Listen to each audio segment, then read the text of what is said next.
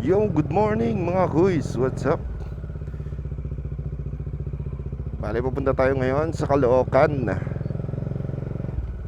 Papa-PMS tayo ngayon kasi tinatakbo na nitong ating motor is 16,500. Dapat 10k pa lang nakapagpa-PMS na tayo. So mahirap maghanap nung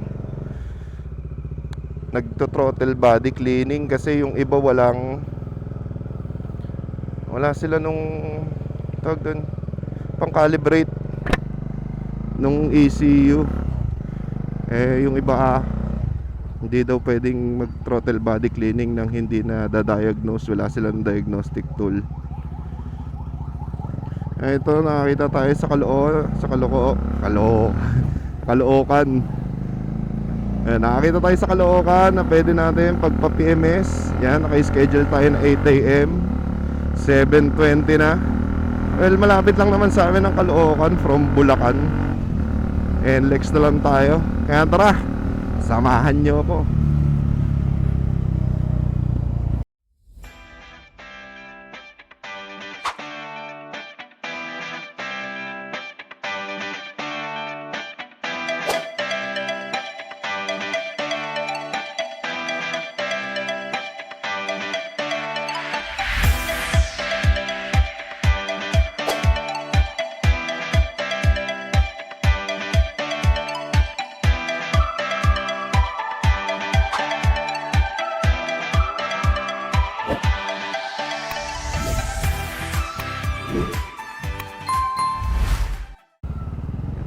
So ayun mga kuys, nakapag-withdraw na tayo.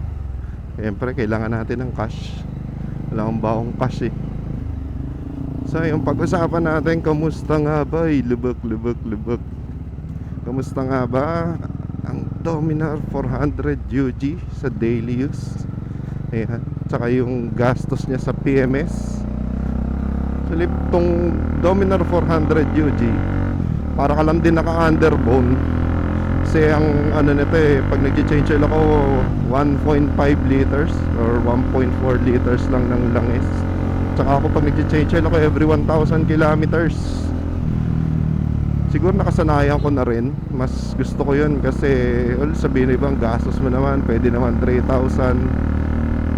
Ako yun mura lang naman yung langis, saka ako lang din naman gumagawa. Tapos ang ginagawa ko dun sa oil filter, para hindi ako palit ng palit, ginagawa ko every other change oil ang palit ko. Since 1,000 lang naman kung magpalit ako ng langis ginagawa ko every other cycle ng change oil ko. Kasi isipin mo, ang bubuhay doon sa motor mo yung langis hanggat maaari maganda dapat lagi yung langis mo. Lalo na tong Dominar 400 UG, hindi ko to binibaby. Itong Domin ko, di ko ito binibaby. Araw-araw ko itong gamit. Pamasok sa trabaho, panggala, pambiyahe, lahat.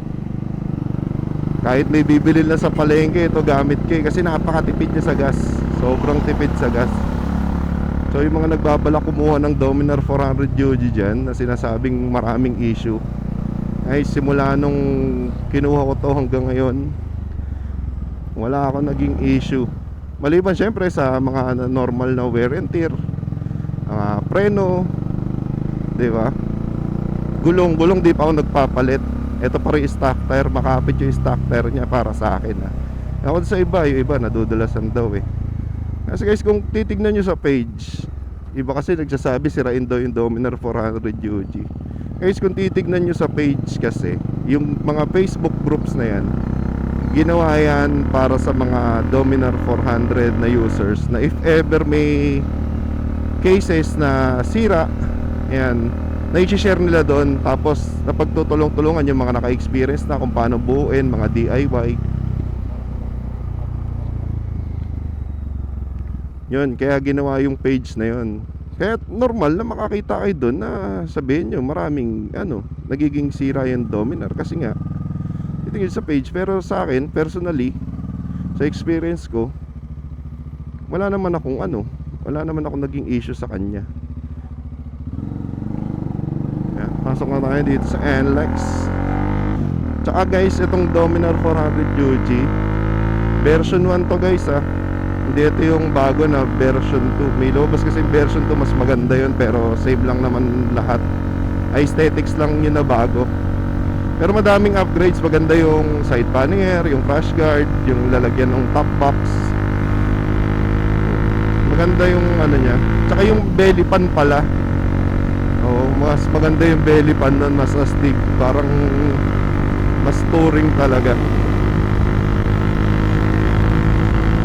Pero to, hindi naman siya mabagal, hindi rin naman siya matulin. Marami na narating tong Dominar ko. Nakarating na ako ng Albay, na Bicol, Zambales, Subic, Bataan. Sa gas consumption, napakatipid. Sobra. Parang ako nag-average lang ako ng mga 29 kilometers per liters. Kaya para ka lang din naka Raider 150 na carb. So tulin, nasagad ko to 162 lang. Pero syempre sa ano yan, sa walang sasakyan, huwag nyo susubukan yan sa mga public roads. Tignan nyo rin sa YouTube, marami nang nag-top speed nito. Tignan nyo kung okay na sa inyo. Kasi para sa akin okay na, although naghahanap ako ng, syempre gusto ko ng inline po. Sino pa naman ang ayaw, diba? Lalo na pag nagmomotor ka, alam mo yan, iba yung tunog. Kasi ito, pag naka-tambucho to, aftermarket pipe ka tunog, Raider 150 lang talaga.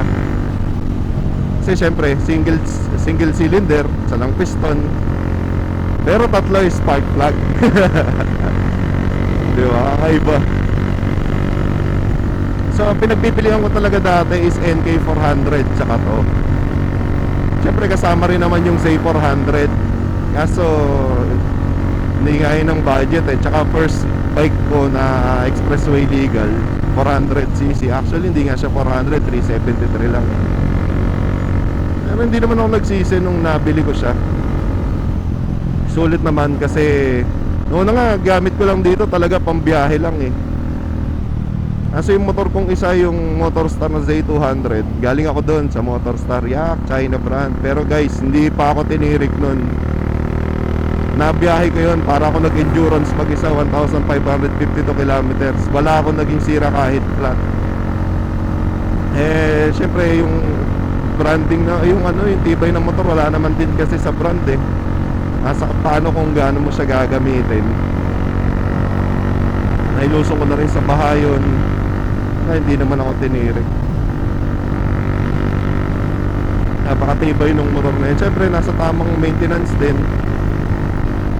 Kung hindi ka naman nag-change yun, kahit Yamaha pa yan, Suzuki, Honda, Kawasaki, hindi mo alagaan yung makina niyan, wala.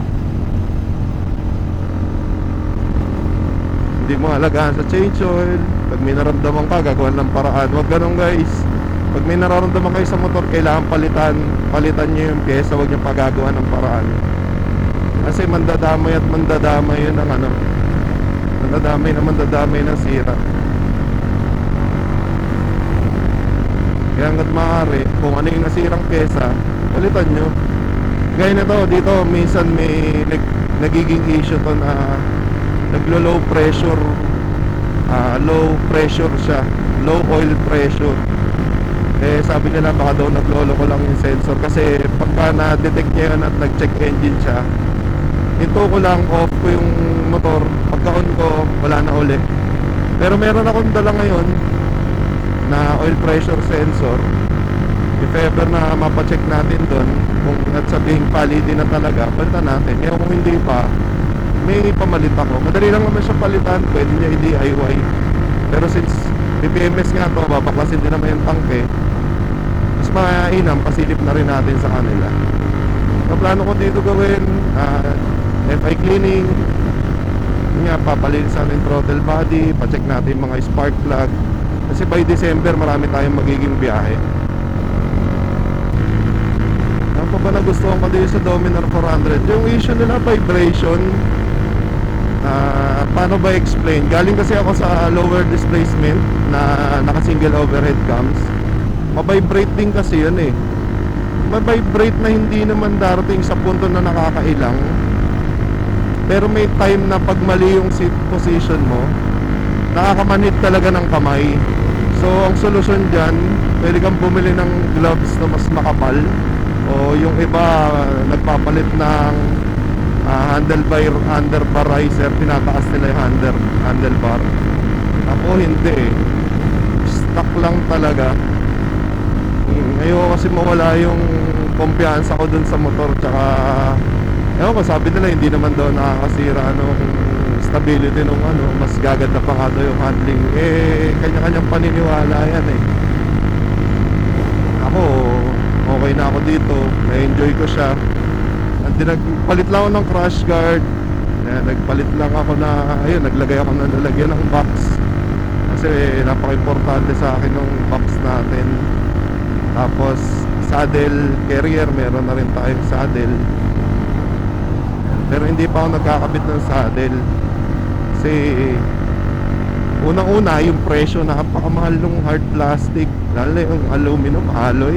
Ewan ko, basta yung bakal. Tapos bihira naman tayo bumiyahe ng malayo. Usually kasya na lahat sa top box yung mga gamit. Tapos meron din naman akong tail bag, kaya napagkakasya ko siya.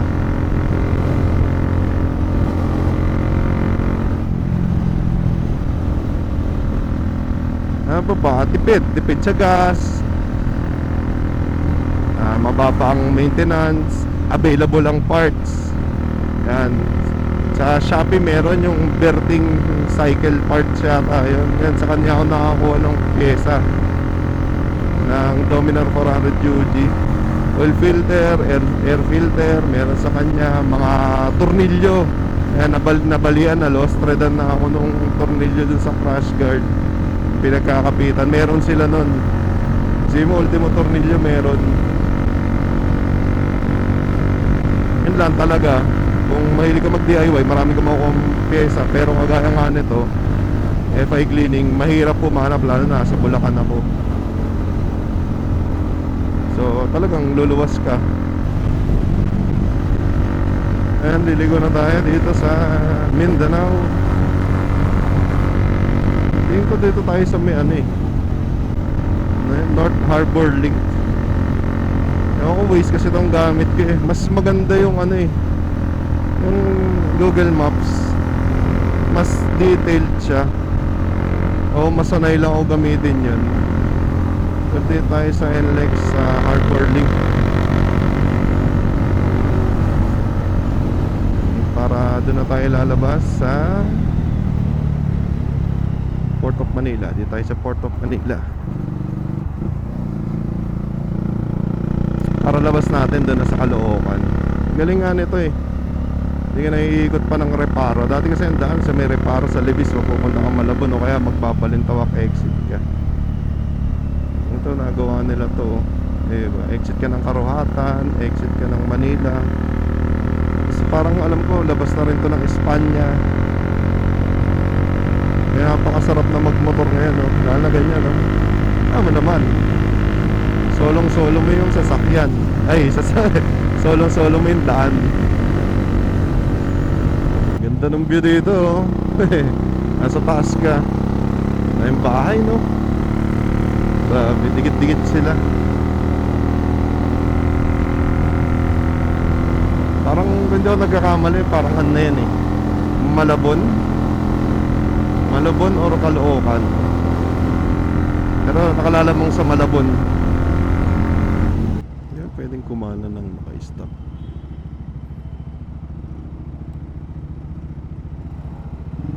Sundan natin siya kasi mas kabisado nila yung kalsada dito.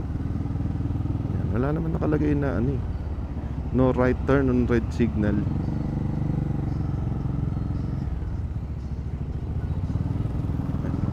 Sila mga ano yan eh, mga angkas at joyride yan eh.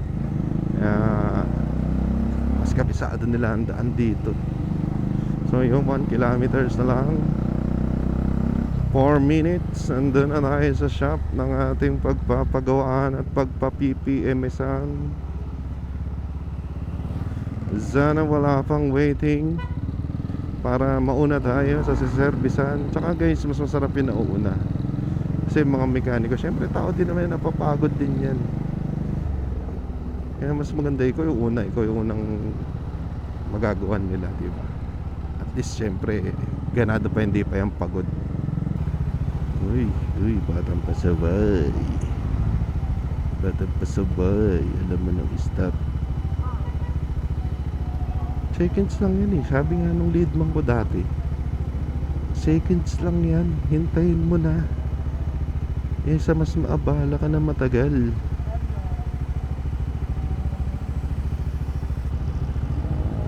Pa isa oh. Ano, diba?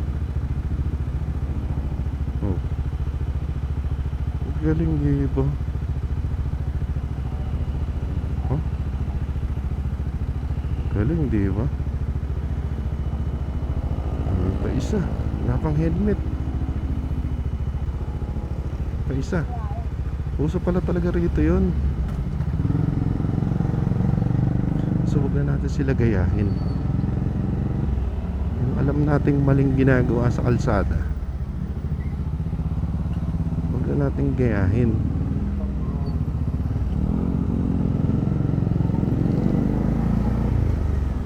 Sabi nga nila, kung gusto mo magbago ang mundo, simulan mo yung pagbabago sa sarili mo.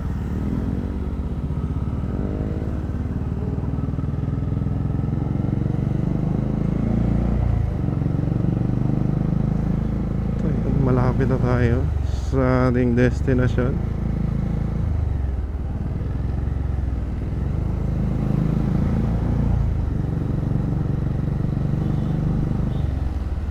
Nasa na siya?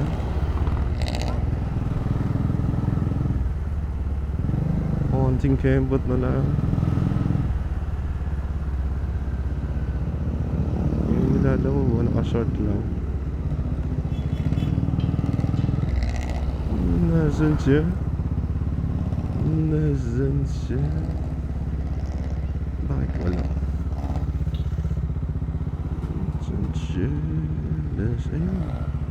Sarado pa yung moto house.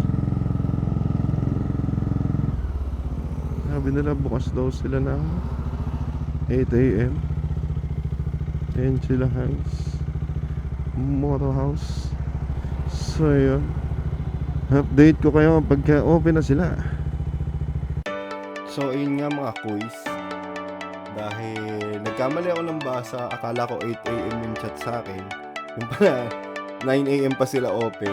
Kaya ayun, isang oras tayo nagantay, kaya naisipan ko kumain muna ng agahan dito. May malapit sa kanilang mamihan, masarap din yung parisan.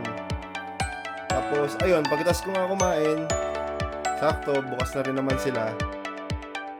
Kaya yun, pinagawa ko na rin yung motor. Tapos ito yung video na ginawa nila, astig.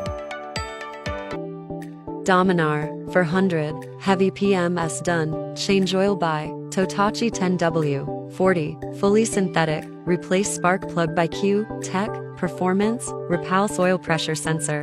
Let's see what will be the impression of Mr. So Joseph yung mga after we kuys, finish kung the gusto nyo PMS mapanood yung service. full video, visit nyo yung page nila, Moto House Performance. Lalagay ko na lang din sa comment section yung Facebook page nila. Tapos PM nyo sila directly. Napaka-responsive nila at napakadali nilang kausap. Yun lang mga kuys. Salamat! Yun nga guys, natapos na tayo. 4:12 ng hapon. Pauwi na tayo ng Bulacan. Ayos. Highly recommended. Yung Moto House Performance. Yan, lalagay ko na lang dyan yung kanilang Facebook page. Napakabait ni Sir Melvin. Grabe. Hindi kayo magsisisi na pumunta kayo ron. Medyo matagal gawin pero mabusisi kasi nilang talagang linis lahat. Kaya sulit PMS. Pwede nang mag North Loop. North Loop tayo soon.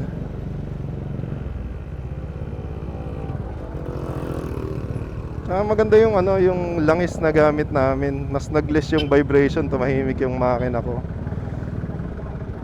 Kaya highly recommended.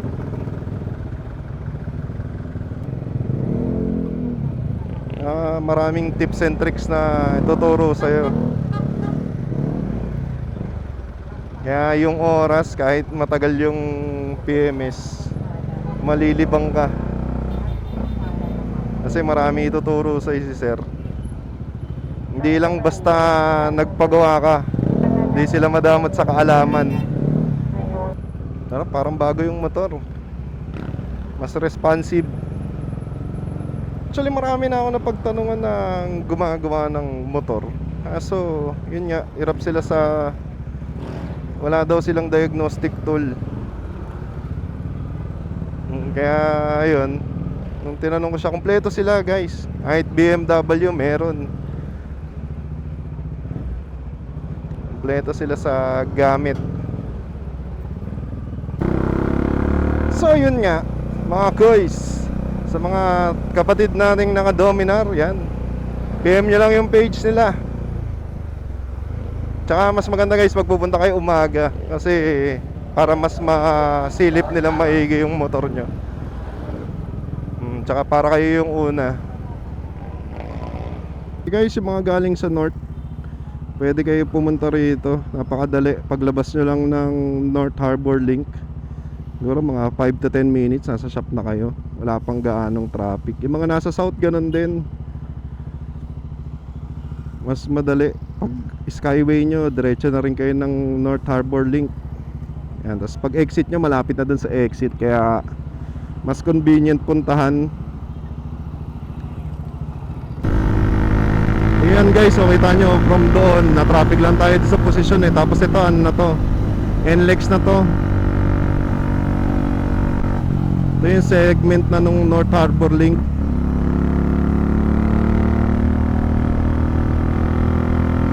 Diba, kaya malapit siya kung sa south kayo galing, malapit din siya pagka sa north kayo galing. Yun, sulit punta nyo dun. So ayun guys, tapusin na natin dito yung ating mini vlog.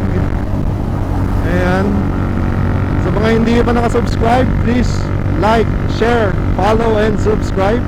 Tambayan ni Molly nga pala sa ating YouTube channel. At syempre sa Facebook. Ayan, ako si Molly. Hanggang dito na lang mga kuys. Ride safe and God bless. Bye-bye!